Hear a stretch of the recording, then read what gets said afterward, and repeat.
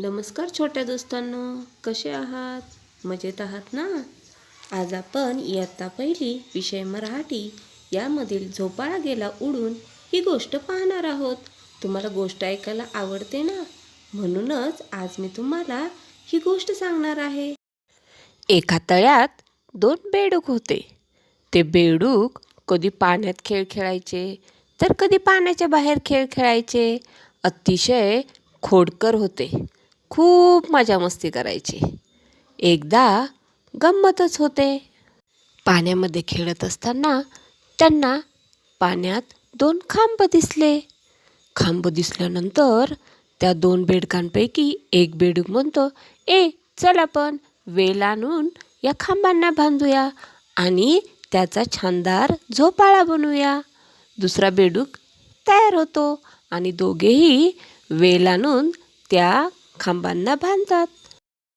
वेलीचा छानदार झोपाळा तयार झाल्यानंतर ते दोघेही बेडूक त्यावर बसून झोके घेऊ लागतात. पुढे मागे असे झोके घेत राहतात. तोच काय गंमत होते माहिती का तुम्हाला? अचानक तो झोपाळा उडू लागतो. दोघांच्याही काही लक्षात येत नाही हे काय चाललंय ते.